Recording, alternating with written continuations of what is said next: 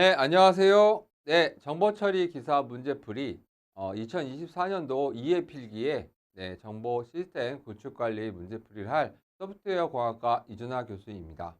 네, 자, 우리 2024년도 2회 필기, 그중에서 우리 정보 시스템의 구축 관리 쪽에 우리 문제 풀어보도록 하겠습니다.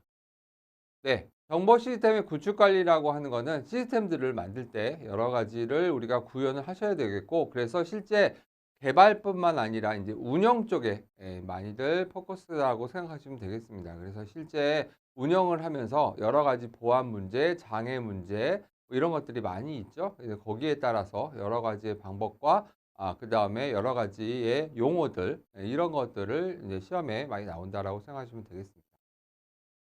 네. 자, 우리 81번 문제고요. 인터넷을 통해 사용자의 컴퓨터에 침입하여 내부 문서를 암호화한 뒤에 해독 프로그램을 제공을 조건으로 사용자에게 돈을 요구하는 공격 방식은 무엇인가? 네. 자, 1번.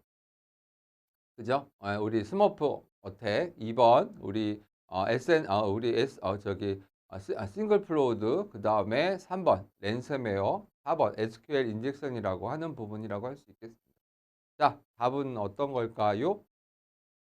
네. 자, 그쵸? 네. 답은 랜섬웨어입니다.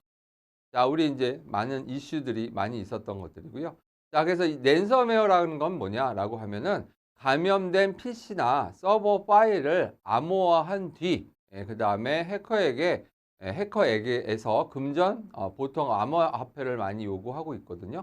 그런 것들에 대한 악성 코드다라고 할 수가 있겠습니다. 어떻게 보면 파일을 암호화한다라고 생각하는데요. 그 암호화를 풀려면은 해커한테 연락해라 뭐 그런 느낌이라고 생각하시면 됩니다. 자, 그러면 이제 그런 것들은 실제적으로 어떻게 주로 파일, 피싱 메일이라든가 아니면 취약점 공격으로부터 유포가 되는 경우가 많다라고 할 수가 있겠고요. 자, 그러면 나머지 것들 좀 살펴보면은 우리 스머프 어택이라고 하는 스머프 공격이라고 하는 거는 ICMP 프로토콜의 취약점을 이용해서 공격하는 방식이다라고 할 수가 있겠고요. 또 ICMP라고 하는 거는 소위 말해서 우리가 컨트롤 매니지먼트 프로토콜, 그러니까 우리가 뭔가 여러분들이 제어를 하기 위해 메시지를 주고받고 하는 프로토콜이 있는데요. 거기에 이제 취약점이 있어서 그런 것들을 이제 공격한다라고 생각하시면 되겠습니다. 네, 다음에는요. 싱크플로우드인데요. TCP, 쓰리웨어 핸드쉐이크라고 하는 프로토콜이 있는데 그거에 대한 취약점을 이용해서 공격하는 기법인데요. 자, 우리 TCP 프로토콜을 사용을 할 때 실제 어떻게 주고받고 할 때 우리가 에크 날리고요. 거기에 따라서 실제 대답을 받고요. 그런 것들에 대한 것들을 연결을 해서 만들 때 이렇게 쓰리웨어 핸드쉐이크라고 하는 방식으로 주고 받고 다시 오케이 이렇게 가는 식의 형식인데요. 근데 이제 중요한 거는 거기에 취약점은 내가 던졌을 때 실질적으로 반응이 와야 되는데 대답이 와야 되는데 대답이 안 오면 계속해서 기다리고 있다라고 생각하시면 되겠죠. 그래서 그러한 취약점을 이용해서 우리가 공격하는 형식이다라고 할 수 있겠고요. 자, 그다음에 SQL 인젝션이라고 하는 것. 네, SQL을 주입해서 의도하지 않은 명령어를 수행하거나 허용되지 않은 데이터에 접근하도록 조작하는 방식이다라고 할 수가 있겠습니다. 그래서 실제적으로 보시면 뭐 예를 들면 우리가 의도하지 않은 뭐 소위 말해서 컴퓨터가 잘못 인식을 하게 해 갖고 유저랑 패스워드를 우리가 유저가 일반 루트 권한을 가진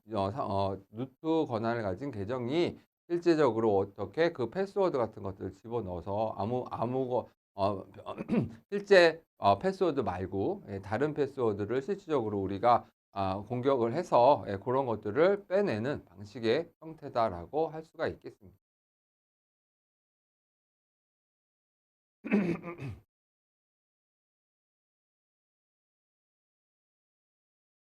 네. 자, 그다음에 82번 문제고요. 사회공학 공격이라고 하는 거에 해당하지 않은 것입니다. 자, 사회공학이라고 하는 것은 실제적으로 사람의 심리를 이용해서 공격하는 거라고 할 수 있는데요. 자, 그게 아닌 거 어떤 걸까요?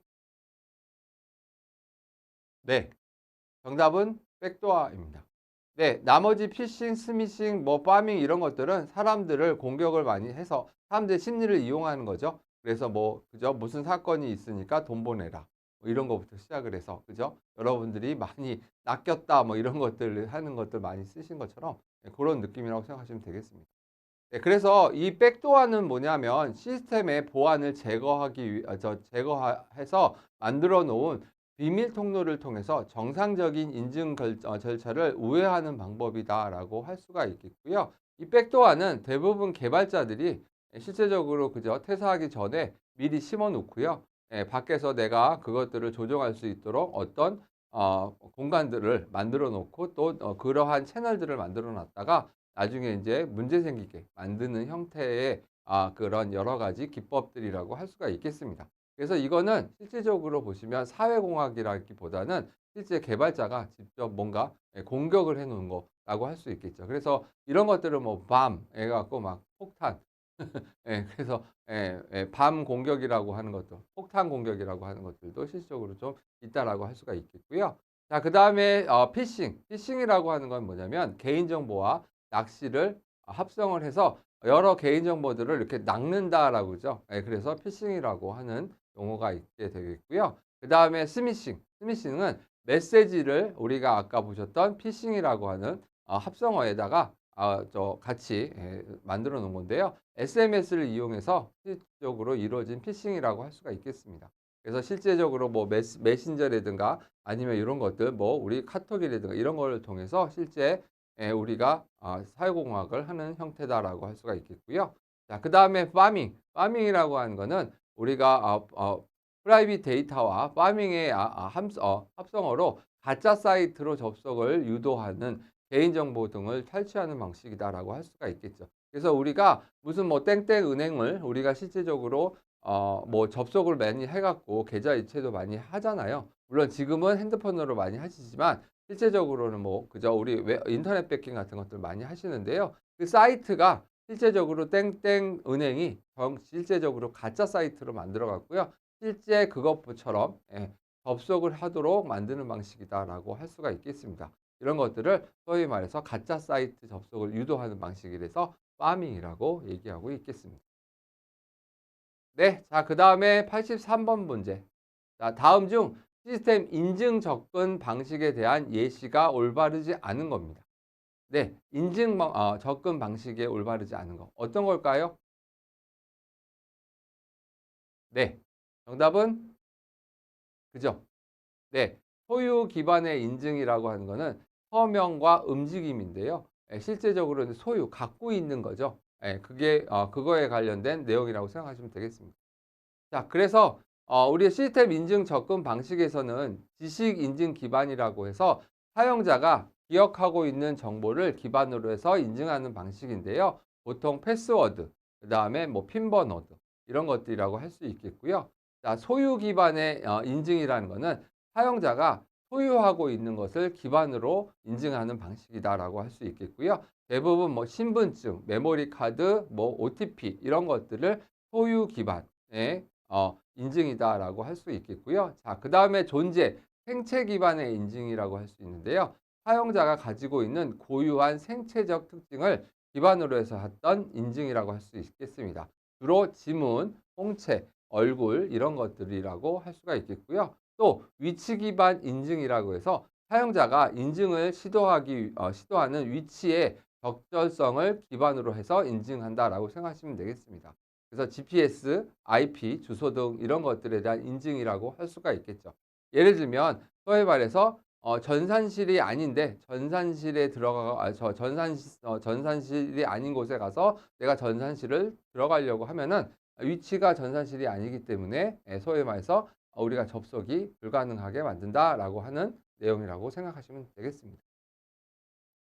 네. 자, 우리 84번 문제. 네. 자, 최대 50m 거리의 스마트폰을 자동으로 인식하여 데이터를 전송하는 무선 통신 장치는 무엇인가? 네. 무선 통신 장치가 네, 대용에 대한 내용입니다. 어떤 걸까요? 네. 정답은 그죠? 비콘입니다. 비콘. 네.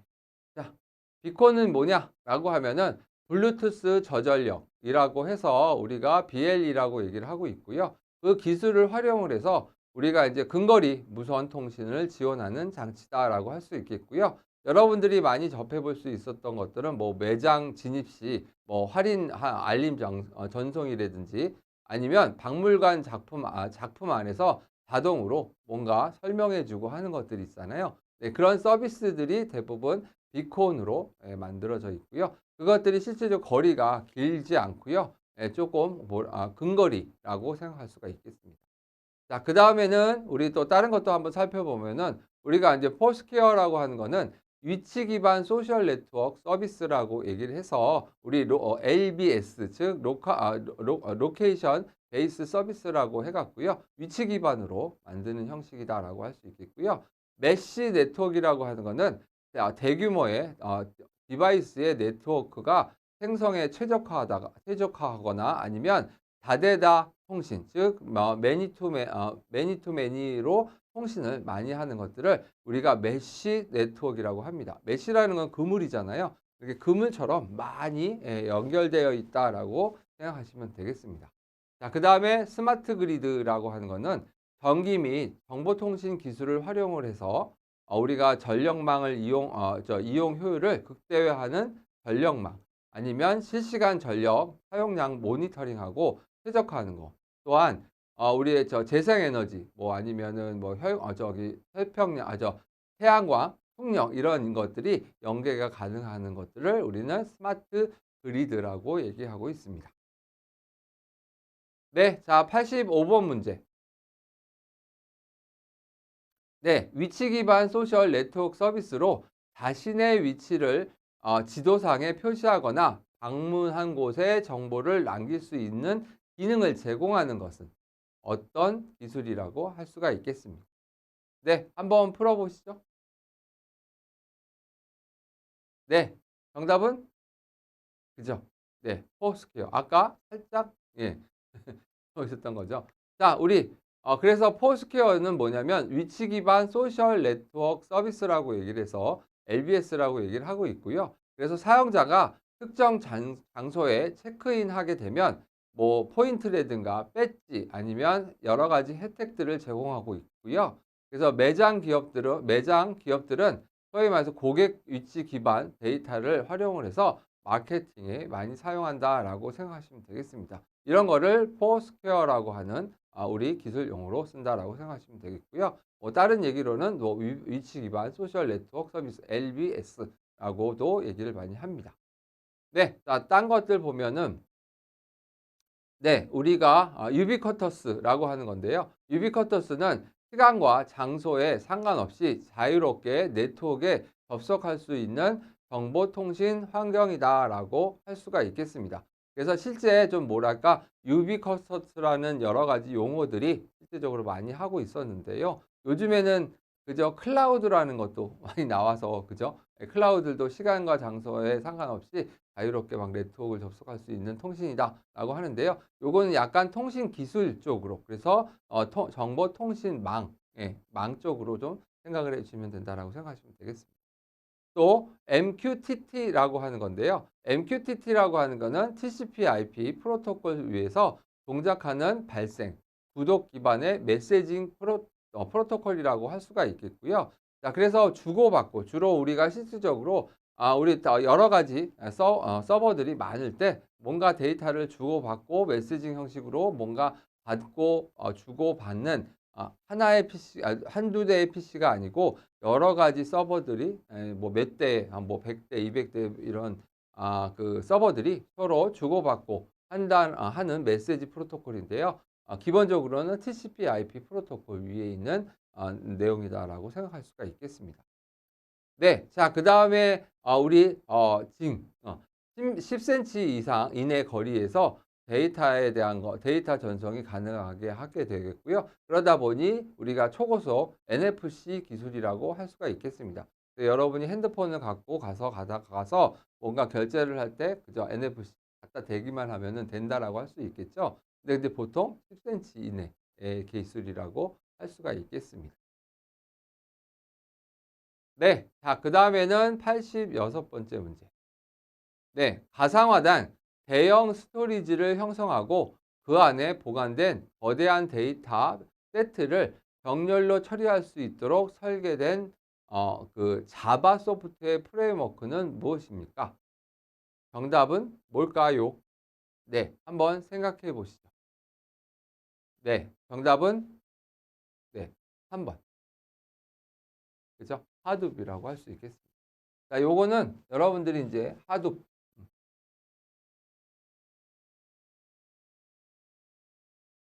네, 하둡이라고 하는 요런 프레임워크인데요. 요거는 실제적으로 보시면 제일 많이 쓰는 거는 말씀드렸듯이 저렇게 대형 예, 대형 시스템 이런 데서 많이 쓰고 있고요. 그다음에 또 하나는 병렬 네.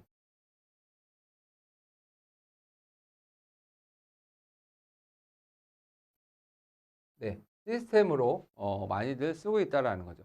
그 얘기는 뭐냐면 여러분이 요거들이 대부분 다들 서버들이 한 대가 아니고요. 이런 여러 서버들이 소위 말해서 연결을 해서 연결이 돼서 서로 왔다 갔다 하는데 이게 뭐 소위 말해서 뭐 1000대 그죠? 예. 서버가 1000대, 뭐 2000대 뭐 이렇게 모여 갖고요. 자기가 실질적으로 어떻게 역할을 하는 것들을 실질적으로 이렇게 병렬 처리하고 대형으로 처리한다라고 생각하시면 되겠습니다.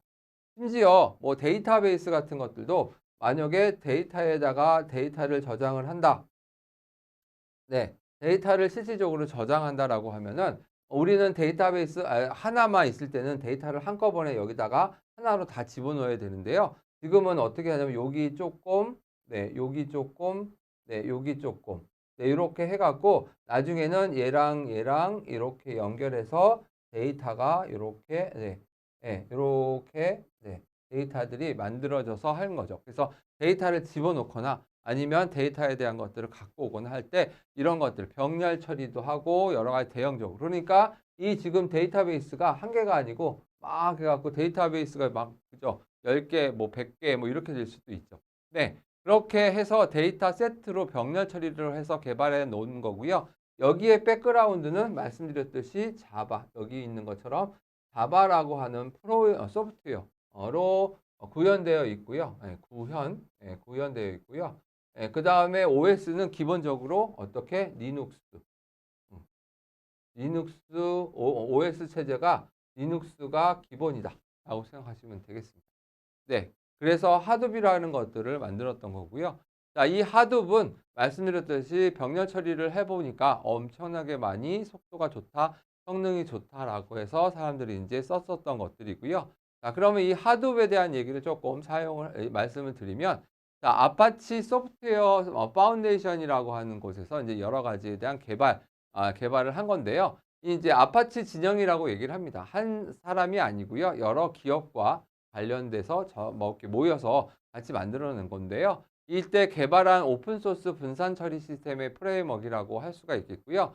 대용량 데이터를 여러 대의 컴퓨터로 분산 처리하고 병렬 처리할 수 있도록 설계된다라고 생각할 수 있겠습니다. 그래서 저렴한 우리 그 범용 서버라고도 해서 안정적으로 우리가 대규모의 데이터를 처리하고 있다라고 할 수가 있겠습니다. 그래서 아까도 말씀드렸듯이 사람들이 하둡이라고 많이들 쓰고 있다라고 할 수 있겠고요. 네. 그래서 여러 가지 프로그램들이 전 세계에서 이렇게 다시 한 거고 요거가 나온 이유는 뭐냐면 그전에 구글이라고 하는 곳에서 실제적으로 병렬 처리 시스템과 이런 것들을 많이 해서 실제적으로 몇천 대 막 이런 것들을 갖고 처리를 해서 해 봤더니 "성능이 너무 좋다."라고 인제 얘기를 했었었고요.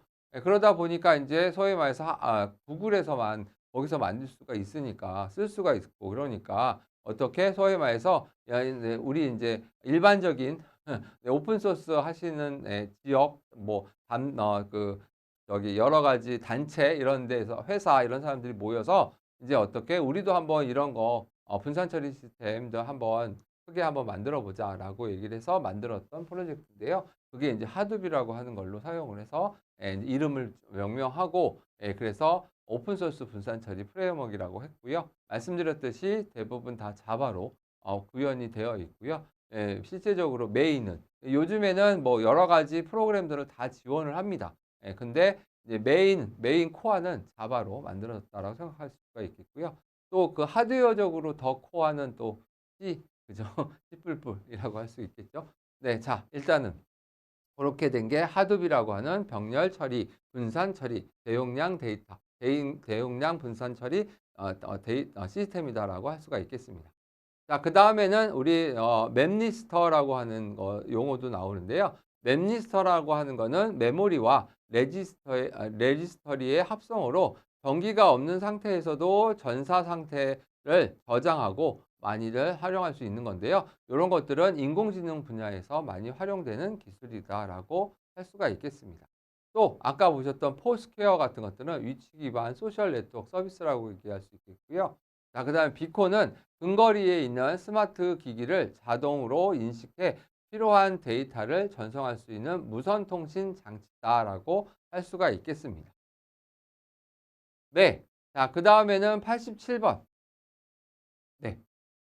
문제 풀어보죠. TCP/IP 프로토콜 중 응용 계층의 프로토콜에 해당하지 않는 것은 무엇이냐라고 나왔습니다. 자, 여러분 답이 뭘까요? 네. 일단은 그죠? 우리 응용 계층의 프로토콜이라고 얘기를 했었습니다.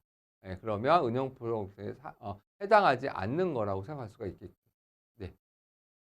자, 정답은 그죠? 네, TCP죠. 네.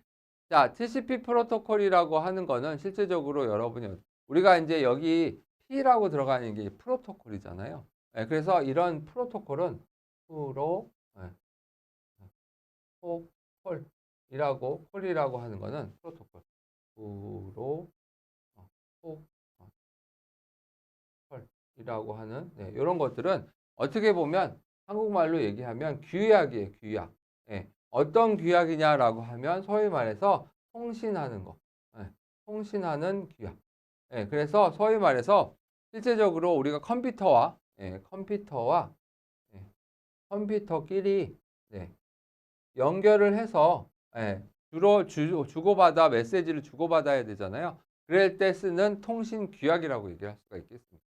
자, 그러면 그 규약은 지켜야 되는 거죠. 그러니까 그대로 지키자라는 거죠. 그러면 이제 앞 뒤에 이제 여기 앞에 있는 것처럼 뭐 TCP, SMTP, HTTP 이런 것들은 뭐냐면 실제적으로 뭐 이런 것들은 여러분 어떻게 각각의 서비스별로 프로토콜이 다르다라는 거죠. 그래서 보시면 서비스라고 하는 요거에 따라서 실제적으로 다르다라는 거죠. 대표적으로 우리가 아까 보셨던 예, 웹상으로 여러분이 어떻게 데이터를 주고받고 하셔야 되겠죠. 그 프로토콜이 뭐 HTTP라고 하는 프로토콜이라고 생각하시면 되겠습니다. 그래서 여러분이 URL을 처음에 어떻게 써요? HTTP 그죠? 이렇게 해갖고 슬래시 해갖고 www. 해갖고 이렇게 쓰시죠.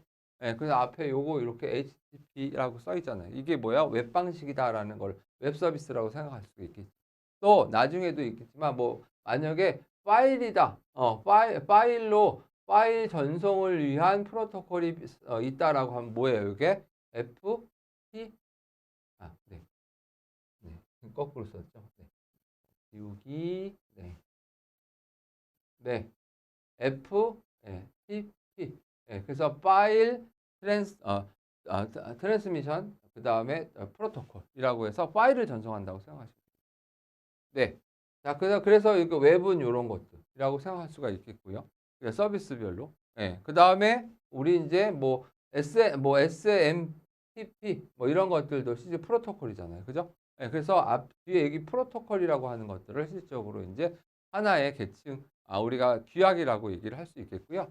그다음에 SSL이라고 하는 거는 소위 말해서 우리가 요런 것들은 보안 쪽에 만들어 놓는 거라고 생각할 수가 있겠죠. 그래서 뭐 예를 들면 캡슐화, 예, 그죠? 예,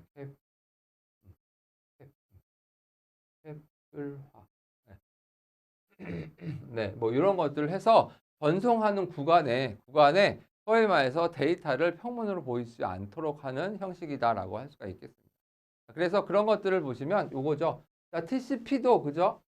트랜스미션 컨트롤 프로토콜이야. 즉 소위 말해서 소위 말해서 우리가 네, 전송을 한다라고 할 때 사용되는 프로토콜이다, 규약이다라는 건데요. 근데 얘는 어떻게 아까 제가 질문은 뭐였었어요? 응용프 계층의 프로토콜에 해당하지 않는 거잖아. 그래서 얘는 전송 계층이라고 할 수가 있겠습니다. 네, TCP는. 네, 그래서 TCP는 전송 계층 프로토콜. 자, 우리 아까 보셨던 거 다른 거 한번 살펴보면 SSL이라고 하는 거는 네트워크 통신에서 암호화, 인증, 무결성 이런 것들을 제공하는 보안 프로토콜이고요. 현재는 그죠? TLS가 표준으로 많이 간다라고 생각할 수 있겠죠.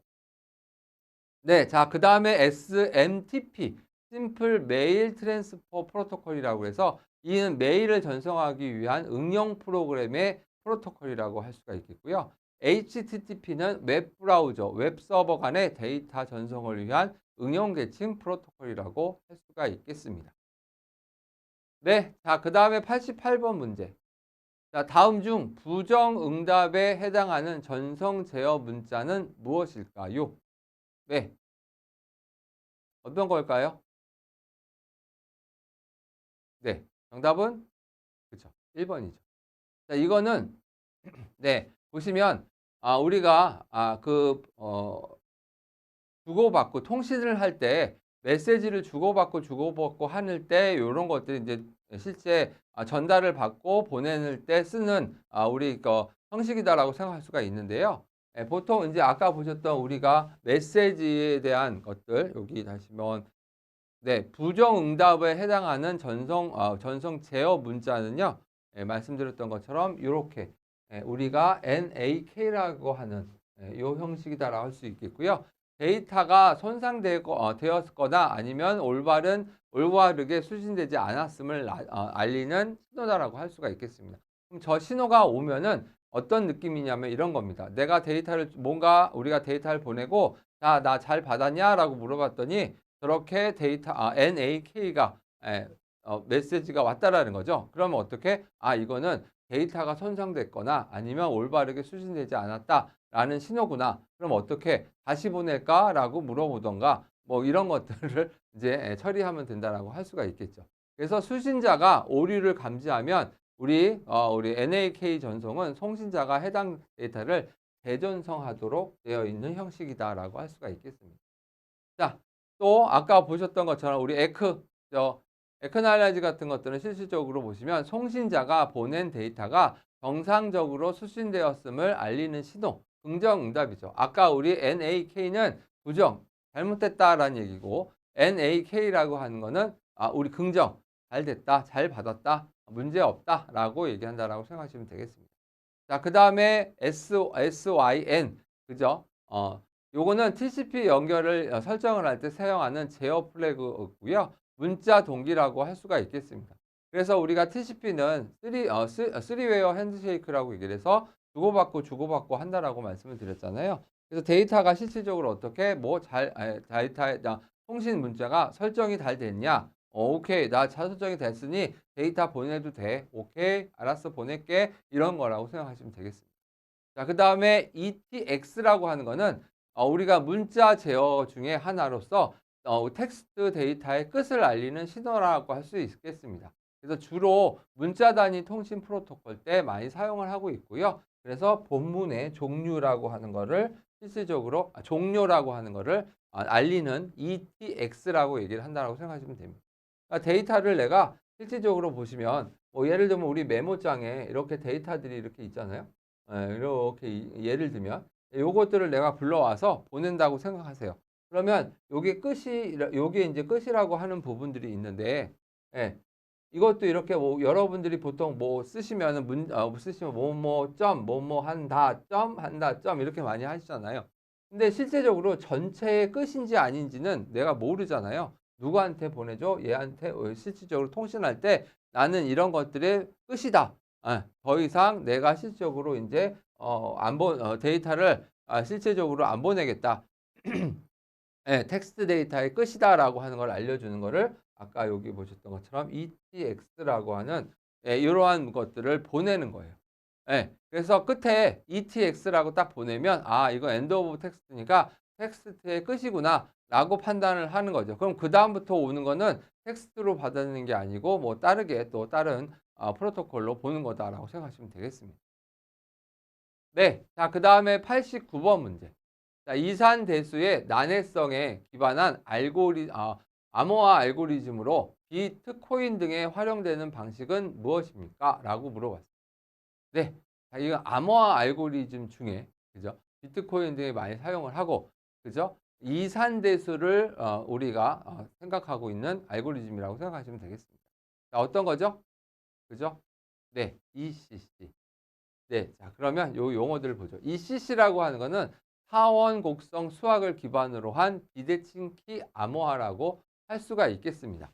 자, 우리 아까 살짝 보셨을 때 비트코인에서 활용되는 거고요. 그죠? 예. 난해성, 이산대수에 대한 내용들이라고 갖고 있다라고 할 수 있겠죠. 그래서 타원 곡선의 수학을 기반으로 해서 비대칭 암호화다라고 얘기할 수 있겠고요. 자, 그러면 다른 것들은 어떤 암호화 알고리즘이냐라고 하면은 RSA라고 얘기를 해서 큰 합성수의 소인수 분해가 어렵다라는 점을 이용한 알고리즘이라고 할 수가 있겠고요. 그것이 RSA 이런 것들이라고 생각하시면 되겠습니다. 그 다음에 DSA 그래서 디지털 우리 시그너처 알고리즘이라고 해서 전자서명 표준 DSS에서 사용되기 위해서 발표한 정부의 공개 키 암호화 알고리즘들이라고 할 수가 있겠고요. 자, 그 다음에 MD5 요거는 암호화 알고리즘이 아닌데 데이터의 무결성을 점검하기 위한 해시 알고리즘이다라고 할 수가 있겠습니다. 그러니까 암호화 알고리즘은 맞긴 한데요. 예, 근데 조금 달라서 아니라고 얘기를 하는 게 뭐냐면 얘는 보통 우리가 암호화한다라는 거는 예를 들면 암호화를 한다라고 하면은 항상 뭐예요? 나중에는 복호화가 된다라고 얘기를 할 수 있겠죠. 그래서 얘를 우리는 양방향으로 암호화한다라고 해서 양방향이라고 얘기를 하는데요. 예, 지금 해시 알고리즘 같은 거는 어떻게 암호화하고요. 암호화는 할 수 있는데, 그죠? 예, 우리 복호화가 안 되는 거예요. 예, 그것을 이제 일방향이라고 해서 조금 암호화 알고리즘이 아니라는 얘기가 그런 느낌이라고 생각하시면 되겠습니다. 알고리즘이 아니라는 얘기가 아니고 그죠? 이렇게 실제 일반적인 암호화가 아니다라고 생각하시면 된다고 할 수 있겠습니다. 네. 자, 그럼 90번째 문제. 네. 자, 아래 이미지와 같이 동작 방식을 가지는 블록 암호화 방식이라고 할 수가 있겠고요. 요거는 어떤 거냐라고 물어보고 있습니다. 자, 여러분 어떤 걸까요? 네. 정답은 그죠?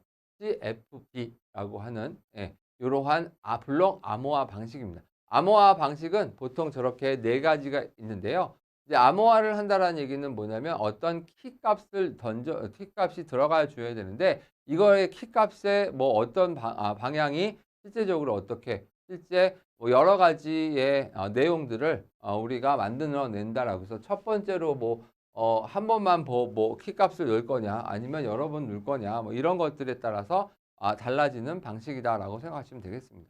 그래서 우리가 보셨던 아까 보셨던 CFB라고 하는 거는 블록 암호화를 스트림 암호처럼 사용하는 방식이다라고 할 수가 있겠고요. 그 다음에 CBC라고 하는 거는 이전 블록의 암호화문과 현재 평문 블록들의 우리 XO화한 뒤에 암호화하는 형식이다라고 할 수가 있겠습니다. 그 다음에 ECB라고 하는 것은 가장 단순한 블록 암호로 이 블록에 독립적으로 암호화시킨다라고 할 수가 있겠고요. 자, 그 다음에 OFB라고 하는 것은 암호화 대신 암호화가 출력된 값을 피드백으로 하는 방식이다라고 할 수가 있겠습니다. 자, 그래서 아까 이제 여러 가지 방식들이 실질적으로 이제 암호화하는 것들인데요. 블럭에 따라서 어떻게 우리 거를 받아서 한다라는 거라고 할 수가 있겠죠. 그래서 뭐 말씀드렸듯이 뭐 CBC 같은 것들은 실제적으로 보시면 이전 블록에 있는 내용에 암호화되어 있는 암호화 실제 요거랑 이렇게 플러스 저기 XO화 여기 XO화죠. 요거 XO화를 해서 이렇게 보내고 다시 또 이렇게 하고 이렇게 한다라고 할 수가 있겠고요.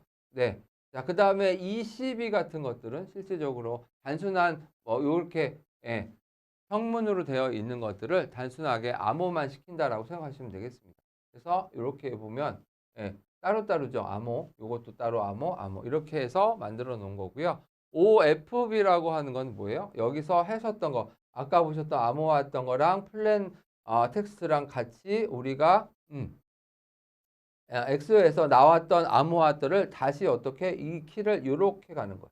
네. 그리고 또 요것들은 요렇게 키를 보낸다라고 생각하시면 되겠습니다.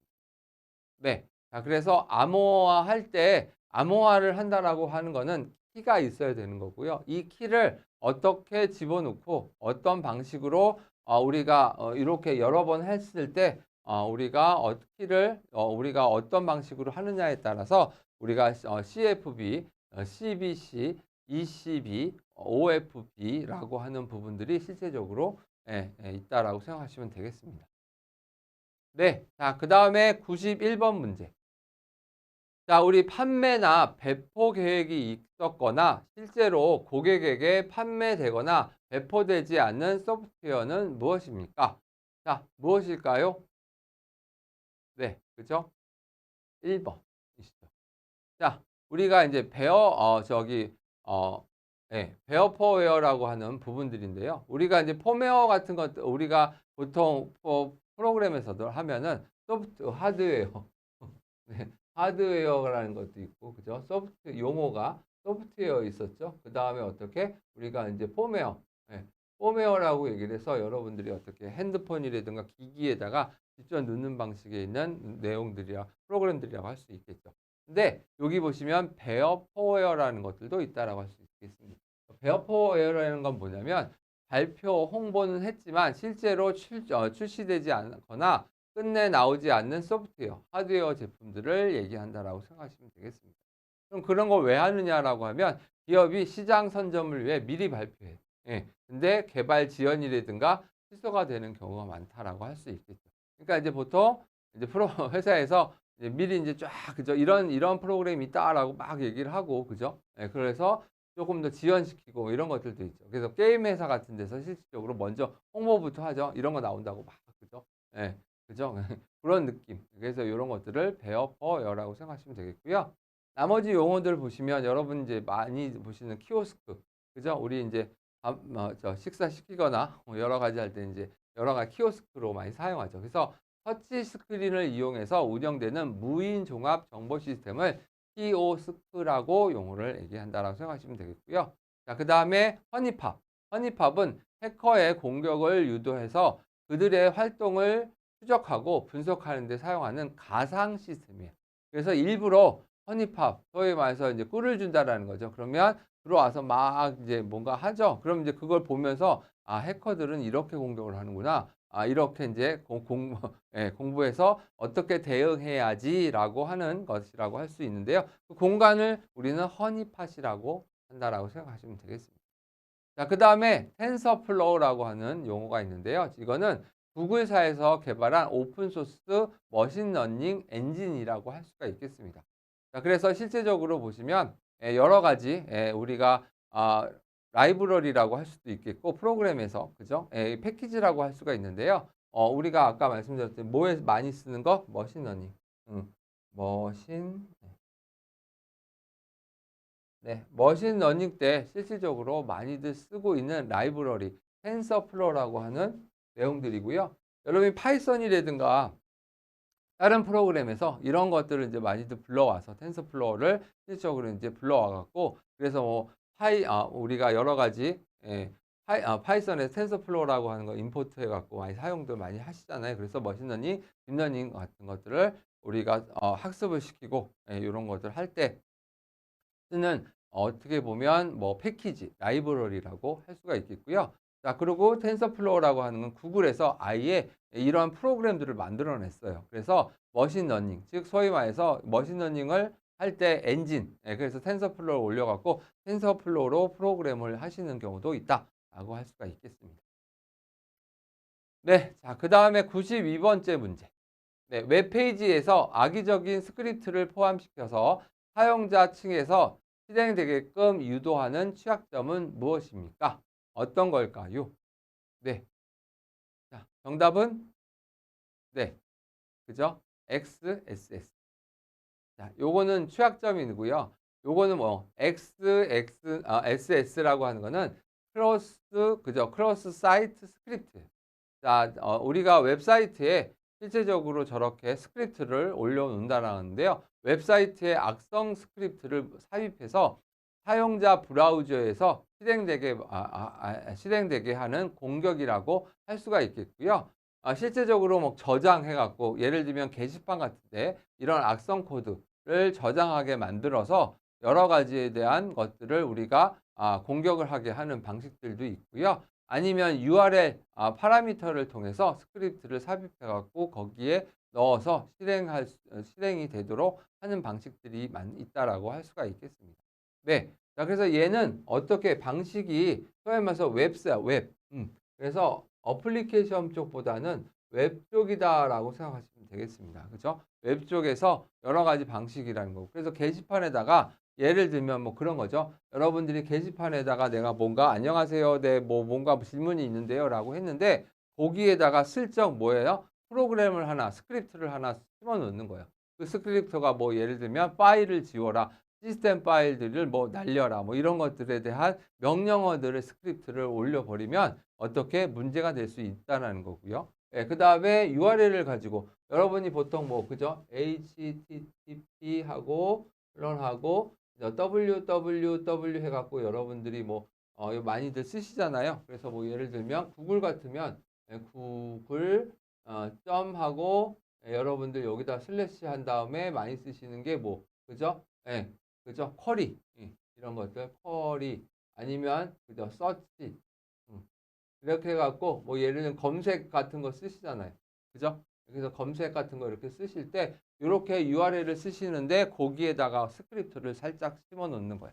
그러면 이런 것들이 실질적으로 이제 문제가 될 수가 있겠죠. 예, 그런 모신이라고 생각할 수 있겠고요.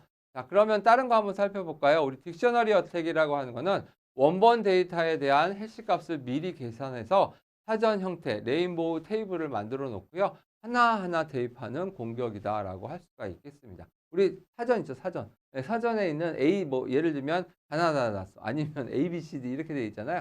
하나하나 그것들을 만들어서 공격해 보겠다는 거죠.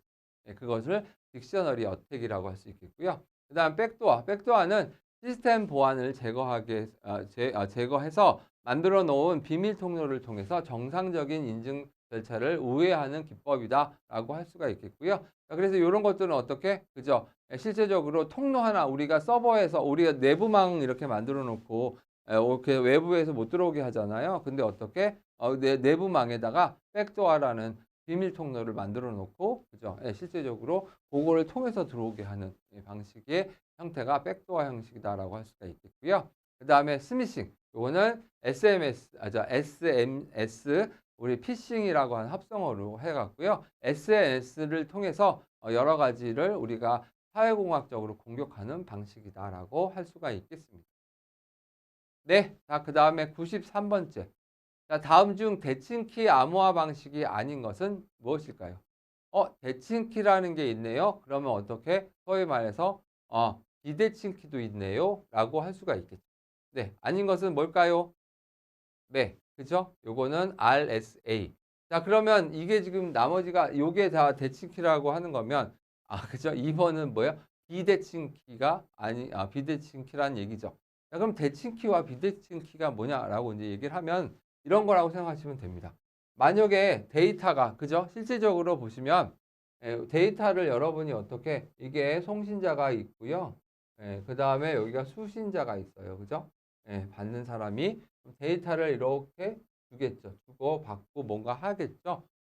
근데 이거를 그냥 데이터를 이렇게 보여주면은 예를 들면 안녕하세요. 안녕하세요라고 하는 이 문장을 그대로 보내면 어떻게? 뭐 네, 받는 사람 입장에서는 그죠. 요거를 보면 그냥 보면 되잖아. 근데 문제는 뭐예요? 해커가 요 중간에서 이거를 탈출을 하게 되면 얘도 안녕하세요라고 하는 걸 볼 수 있다라는 얘기잖아요. 자, 그러면 이거를 못 보게 하려고 그래. 그래서 누구만 보고 싶어 해? 수심한 사람만 보고 싶어 해. 그래서 요거를 어떻게 암호화 시켜야 돼. 이렇게 안 보이게. 그죠? 안 보이게 이렇게 암호화 시켜야 되는데 그렇게 요거를 이제 우리가 암호화한다라고 얘기를 하는데요. 네. 자, 암호화를 한다라는 얘기는 기본적으로 어떻게 들어가냐면, 자, 암호화를 하면, 암호화라고 하면은 안 보이게 암호화를 하겠죠. 예. 그러면 이쪽에 와서 얘를 어떻게 해야 돼? 복호화를 해야 돼요. 예. 복호화. 예. 기본적으로 암호를 하면 그 다음에 복화를 풀어야 되겠죠. 그럼 암호화를 할 때 그냥 암호화를 하는 게 아니고 뭔가 하나가 들어가야 되는데 이게 뭐라고 얘기하냐면 키라고 얘기를 해요. 예. 그래서 키가 뭔가 들어가야 돼. 예. 들어가야지 암호화가 될 수 있는 거거든요. 자, 그러면 복화는 당연히 키로 얘도 복화 예, 암호화를 했던 거를 다시 복화화 시키려고 그래. 그래서 요거는 평문을 암호화된 거를 평문으로 바꿔줘야 되잖아요. 예, 그러려고 하면 복화도 당연히 어떻게 키가 필요해. 예, 그죠? 네, 키가 필요해야 되지. 그러면 여기 있는 키, 그죠? 암호화할 때 키, 예, 암호화할 때 키와 복화할 때 키가 같으면 이거를 뭐라고 얘기를 해요? 대칭키. 예, 대칭키. 예. 네, 만약에 여기 있는 키와 예, 여기 있는 키가 달라면 그죠? 예, 여기 있는 키와 우리가 소위 말해서 복호화 키와 암호화 키가 다르면 뭐예요? 비대칭키. 네, 그렇게 생각하시면 됩니다. 그래서 키가 그죠? 키가 이렇게 키가 같으면 암호화할 때 키가 과 복호화 키가 같으면 어떻게 대칭키라고 얘기를 하고요. 만약에 암호화하는 키와 복호화 키가 다르면 비대칭키라고 생각하시면 되겠습니다. 그러면 이런 것들을 왜 이제 나왔냐라고 얘기를 하면 처음에는 대칭키만 나왔겠죠. 예, 근데 어떻게 이 키를 만약에 복호화를 하시려면 얘 입장에선 수신자 입장에서는 송신자에 있는 것들에 대하면 이렇게 암호화된 메시지만 가는 게 아니고 이 키도 전달해야 돼. 얘한테. 그러면 이 키가 전달하다가 여기 해커가 키와 그죠? 암호문. 자, 암호문과 키를 이렇게 두 가지를 이렇게 플러스해서 보내고 있는데 해커가 뛰고 와갖고 갖고 가서 어떻게 이거를 복호화를 이 키로 갖고 집어넣으면 끝이잖아. 예, 그러니까 이제 어떻게 이렇게 하면은 보안에 문제가 또 많이 있겠구나. 라고 해서 어떻게 이 키를 달리해야 되겠군. 이라고 하는 알고리즘이라고 생각하시면 됩니다.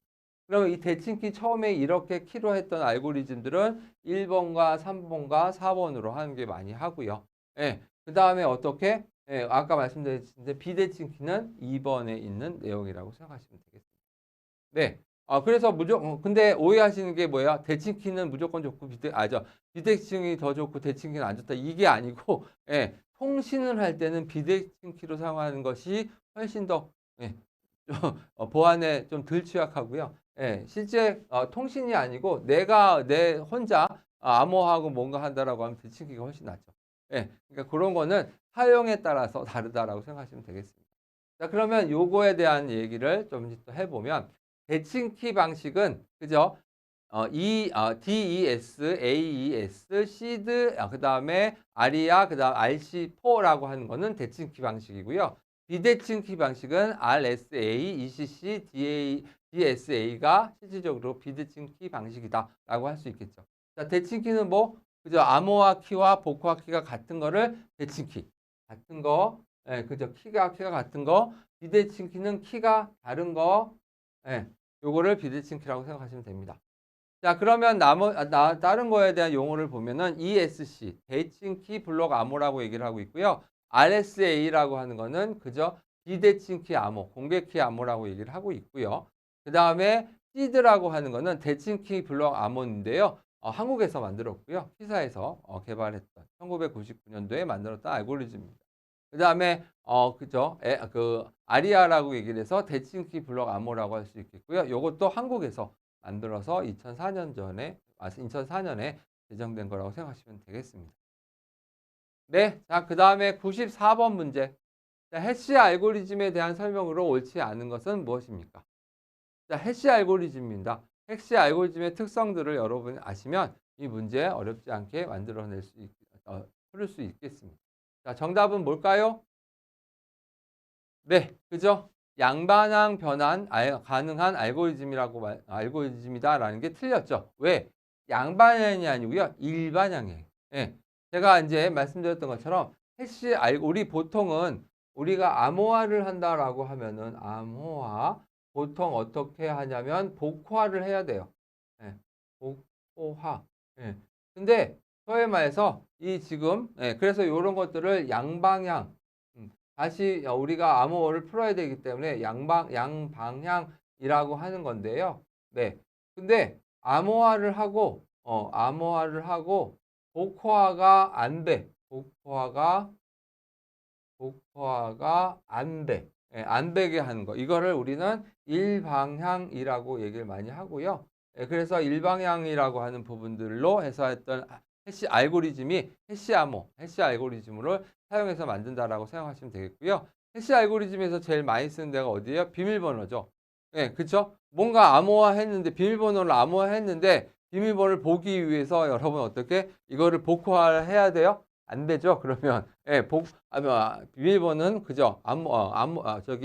해시 알고리즘으로 양방향으로 복호화가 안 되게 만들어 주셔야 된다고 생각하시면 되겠죠. 네. 그래서 해시 알고리즘은 키가 없는 단방향 암호화로 해서 변환이 가능한 알고리즘이다라고 할 수가 있겠고요. 자, 그래서 특징을 보면은 임의의 길이의 데이터에 대한 입력이 있고요. 그러면 고정의 데이터에 출력을 해서 나오게 하는 것이 해시의 특징이다라고 생각하시면 되겠습니다. 예를 들면 네, 이렇게 암호화하는 해시 알고리즘이 있다라고 얘기를 하면요. 데이터를 만약에 이렇게 하거나 아니면 이렇게 길거나 이렇게 만들어도 이게 첫 번째, 두 번째 이렇게 해도 실제 나오는 거는 어떻게? 길이는 딱 정해져 있다는 거예요. 저렇게 해서 1번이 나오던 2번이 나오던 이 길이의 이게 그림이 그림이 이렇게 되는데 자, 길이는 똑같이 나오는 거예요. 그래서 저게 길던, 저 들어가는 게 짧던, 길던 다 상관없이 똑같이 길이가 나온다. 해시 값이 나온다. 값의 길이가 이렇게 나온다라고 생각하시면 되겠습니다. 대표적으로 하는 알고리즘이 MD5, 샤1, 샤2, 샤3 이런 것들이라고 할 수 있겠고요. 장방향성이라고 해서 해시 값으로 원래 값으로 역추적이 안 된다라고 생각하시면 되겠고요. 충돌 회피, 서로 다른 입력값이 같은 해시 값이 나오지 않을 수도 있다. 근데 그게 이제 문제가 될 수 있는 거고요. 그 다음에 빠른 연산, 큰 데이터도 빠르게 연산이 가능하다라고 할 수가 있겠습니다. 실제 해시도 이런 해시 함수도 해시 값의 알고리즘은 어디 많이 쓰면 데이터베이스 같은 데도 실질적으로 중요한 여러분 저장하는 인덱스 같은 거 있잖아요. 내부적으로도 이 해시 값들도 많이 쓰고 있고요. 또 여러분 잘 아시는 비트코인 그죠? 비트코인 여러분 기본적인 게 다 해시 함수로 사용하고 있는 거라고 생각하시면 되겠습니다. 네, 자 95번 문제. 자, 다음 중 위험 분석에 대한 설명과 가장 거리가 먼 것은 무엇일까요? 위험 분석입니다. 분석. 분석할 때 실질적으로 이제 설명인데요. 잘못된 거. 자, 정답은 어떤 거죠? 네. 위험을 전부 제거하는 것이 궁극적인 목적이다라고 생각할 수 있겠죠. 이거는 틀렸다는 얘기죠. 무슨 얘기예요? 이것 때문에 전부. 네. 위험이라고 하는 것을 소위 말해서 위험이라는 단어를 쓸 때는 위험이라는 거를 내가 실질적으로 어떻게 제거할 수 있다라는 단어를 쓸 수가 없어요. 왜? 자, 이거 위험이라고 하는 거는 어떤 일이에요? 미래의 일이에요. 미래의 일. 자, 미래의 일인데 여러분이 어떻게 이거를 제거한다는 미래에서 일어날 사건들을 다 없앨 수 있어요? 그죠? 신이 아닌 이상 내가 위험을 없앨 수가 없겠죠. 그래서 모두 해서 제거라는 단어를 쓰지는 않고요. 뭐라고 예를 든다면 소위 말해서 감소, 즉 줄인다. 네, 이런 단어를 많이 써요. 그래서 위험을 줄인다, 위험을 감소시킨다. 이런 단어를 쓴다라고 생각하시면 되겠습니다. 자, 그래서 위험을 전부 제거하는 건 불가능하고, 그죠? 그래서 위험을 수용 가능 수준으로 감소시키는 게 목적이다라고 생각할 수가 있겠습니다. 그래서 위험 관리는 우리가 어떤 프로세스에 따라서 가냐면 요렇게 자산에 대한 식별, 예, 그다음 위험 식별, 취약점 분석, 그죠? 그다음에 위험 평가, 그죠? 평가하고 그다음 위험 처리, 예, 그다음에 모니터링 검토라고 하는 부분들로 하는 것들을 관리고요. 위험 처리 중에서는 이렇게 네 가지들이 많다라고 할 수가 있겠습니다. 그래서 수용, 회피, 감소, 전가라고 하는 거고요. 수용이라고 하는 거는 감수 수준으로 내가 그냥 유지하는 거고요. 회피는 위험을 아예 안 한다. 아예 안 한다. 이 제거란 뜻이 있던 거를 제거하는 게 아니고 아예 안 하는 거예요. 예. 그러니까 소위 말해서 어떤 사업이 있는데 도저히 내가 못할 것 같아. 문제가 많을 것 같아. 그럼 아예 안 하는 거예요. 예. 그다음에 감소라는 거는 실질적으로 통제 수단 적용으로 해서 뭐 방화벽이라든가 암호화하는 것들을 얘기하겠고요. 전가라는 거는 보험이라든가 아웃소싱 등으로 위험을 전가하는 형식이다라고 할 수가 있겠습니다. 네, 자, 그다음에 96번째 문제. 예, IPv6 주소 표기법에 대해서 올바른 것은 무엇입니까? 네. 자, 보통 여러분들 정답은 뭘까요? 일단은 2번이고요. 자, 1번과 3번 정도는 여러분들이 어떻게 저런 것들은 대부분 우리가 IP 그죠? 요런 거는 IPv4였죠. 예. 그래서 IPv4가 요즘에 많이 사서 꽉 찼다라고 그래 갖고 IPv6라고 하는 걸로 많이들 이제 쓰려고 하는데 아직도 그죠? 예, 쓰고는 있는 거죠. 자, 일단은 IPv6의 주소 표기법은 16비트씩 우리가 8개의 부분으로 구성된 총 128비트 주소 체제로 만들고 있다라는 거고요. 각 자리수는 0부터 FFF 즉 65,535까지 16진수로 표현하고 콜론으로 구별한다라고 생각하시면 되겠습니다. 그래서 아까 말씀드렸듯이 우리가 지금 제일 많이 쓰고 있는 IPv4라고 하는 거는 32비트 4바이트 주소 형식이고요. 네트워크의 대부분 구성 요소로 할 수 있겠고 사람이 보기 편하게 이렇게 10진수 점으로 이렇게 구분하는 경우가 많다라고 할 수가 있겠고요. 네, 그다음에 아까 V6라고 하는 거는 그죠? 128비트 엄청난 거잖아요. 그죠? 예. 여기는 32비트였고 그다음에 여기는 128비트라고 하는 걸로 해서 16비트 곱하기 8개의 블록으로 만들어서 사용한다라고 할 수 있겠고요. 예, 각 블록도 얘도 똑같이 콜론으로 구분된다라고 생각하시면 되겠습니다. 네, 자, 그다음에 97번 문제. 네. 다음 중 네트워크 프로토콜에 해당하지 않는 것은 무엇일까요? 자, 무엇일까요? 네, 한번 풀어보시죠. 네, 정답은 그죠. 라인이라고.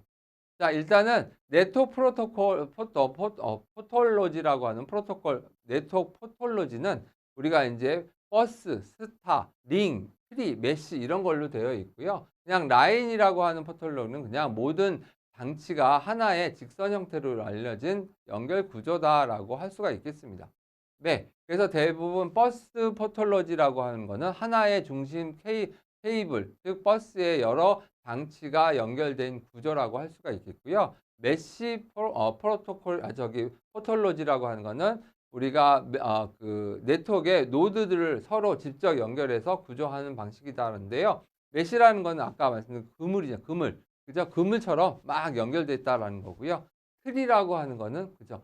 우리 스타형 구조로 써서 대칭적으로 확장한 형태다라고 할 수가 있겠습니다. 네, 자, 그러면 98번 문제입니다. 자, 다음 중 OS7 레이어의 전송 계층에 해당하는 설명이 아닌 것은? 네, 자, 우리 전송 계층이에요. 네, 여러분들 아마 시험에 OS7 레이어 그죠? 한 문제씩은 꼭 나올 거니까, 그죠? 여기서 어떤 계층에 무엇을 하는 역할과 어떤 것들 프로토콜을 갖고 있는지는 여러분 이제 많이 공부해 주시면 된다고 생각하시면 되겠습니다. 자, 전송 계층. 어떤 거죠? 정답은 아닌 겁니다. 네, 그저 프레임 단위로 데이터를 전송한다 라고 하는 건데요. 자, 보시면 전송 계층은 세그먼트 단위로 데이터를 전송하는 것이 맞다 라고 할 수가 있겠습니다. 세그먼트 단위다 라고 할 수 있겠고요. 그러면 우리가 전송 계층의 특징들은 뭐냐면 세그먼트화, 예, 그죠? 데이터를 전송할 때 단위를 세그먼트로 만든다라는 거. 그다음에 전송 제어.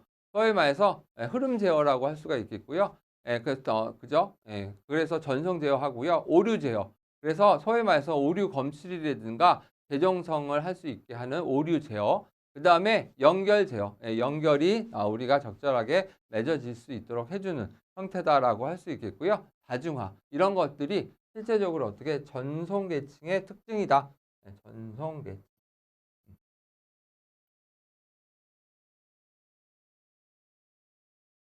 라고 할 수 있겠습니다. 네. 자, 그 다음에 99번 문제.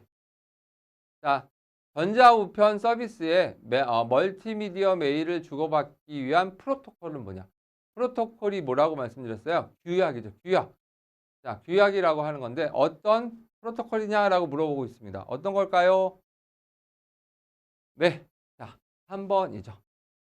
네, 자, 일반 우리가 MIME라고 해서 멀티퍼포스 인터넷 메일 익스텐션이라고 해서 이메일을 통해 텍스트 이외의 데이터, 이미지와 동영상 파일들을 보낼 수 있게 확장한 구격이라고 할 수 있겠고요.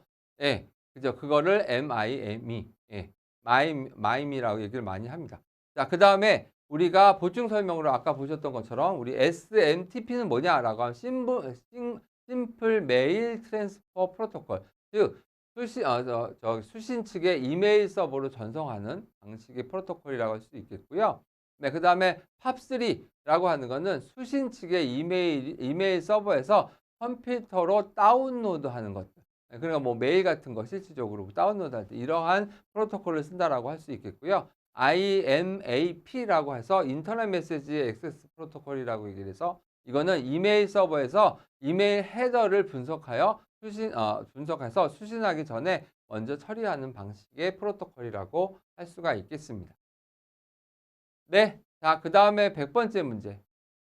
자, IPv6 주소 체계에 해당하지 않는 전송 방식은 뭘까요? 전송 방식입니다. 그죠? 어디에? IPv4에. 네, 그죠? 자, 정답은 뭘까요? 네, 그죠? Anycase. 자, 우리 IPv6의 전송 방식은 유니캐스트, 멀티캐스트, 브로드캐스트고요. IPv6 전송 방식은 유니캐스트, 멀티캐스트, 애니캐스트입니다. 그러면 유니캐스트는 뭐냐라고 하면은 1대1 통신 방식. 즉, 한 송신자가 특정 수신자에게 데이터를 전달하는 방식이라고 할 수 있겠고요. 자, 그럼 다른 것도 보면 브로드캐스트라는 건 뭐냐면 1대 모든 통신 방식, 즉 1대 다.